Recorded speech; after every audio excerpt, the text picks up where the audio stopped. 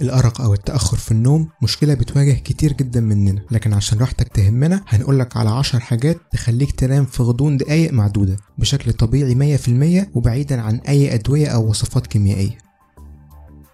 لازم تمنع عن جسمك أي كافيين بداية من بعد العصر، أو بمعنى تاني آخر كوباية شاي أو قهوة خدتها تكون قبل ما تنام بحوالي 8 ساعات تقريبا، عشان يكون مفعوله انسحب من الجسم تماما لما تيجي تنام. خلي وجبة العشاء بتاعتك صحية وخفيفة وخالية تماما من أي دهون أو لحوم، واحرص إنها تكون قبل ما تنام بحوالي ساعتين على الأقل، عشان واحد من أهم مسببات الأرق هو إنك تاكل قبل ما تنام مباشرة. كمان احرص إنك تاخد فيها كمية من هرمون الميلاتونين، الهرمون المسؤول عن استرخاء الجسم، واللي هتلاقيه في الأناناس والموز والبرتقال وغيرهم من الفواكه والخضروات. واحدة من أهم مسببات الاسترخاء هي إنك ترفع من حرارة جسمك قبل ما تنام، لذلك إنك تاخد شاور دافي بالليل تعتبر فكرة حلوة جدا هتساعدك تحصل على نوم هادئ. حاول تشرب مشروب دافي قبل ما تنام على طول، صدقني انت محتاج تعمل كل حاجة ممكن توصلك لمود هدوء واسترخاء، بس ابعد عن أي حاجة فيها كافيين زي ما اتفقنا. رتب سريرك وخلي شكله حلو قبل ما تنام، ده هيديك راحة نفسية كفيلة انها تغطي على اي توتر او قلق جواك، وهيسمح لجسمك بالاسترخاء بشكل اسهل.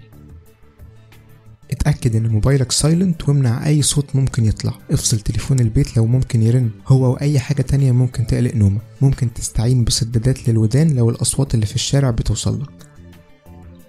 اقفل كل الانوار اللي حواليك، جسمك بالفطرة مش هيحس بالرغبة الطبيعية في النوم الا لما تقطع عنه كل مصادر الضوء وتسيبه في ضلمة حالكة حرفيا. خليك عارف ان اي ضوء حتى ولو خافت قوي بيصعب عملية النوم على عقلك. حاول تتمدد بجسمك اول ما تستلقي على السرير عشان تخرج شوية الطاقة المختزنة في عضلات جسمك وتسمح ليها بالاستعداد للنوم.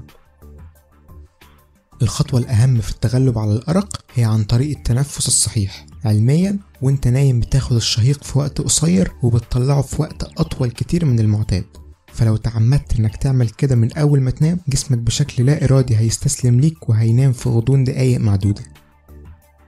مينفعش ننسى في كلامنا عن النوم الخدعة الأشهر والأقدم على الإطلاق، وهي إنك تتخيل في عقلك إنك شايف مزرعة خرفان وتبدأ تعدهم واحد ورا التاني. في أبحاث أكدت إن أغلب الناس بيناموا قبل ما يوصلوا للخروف رقم 200.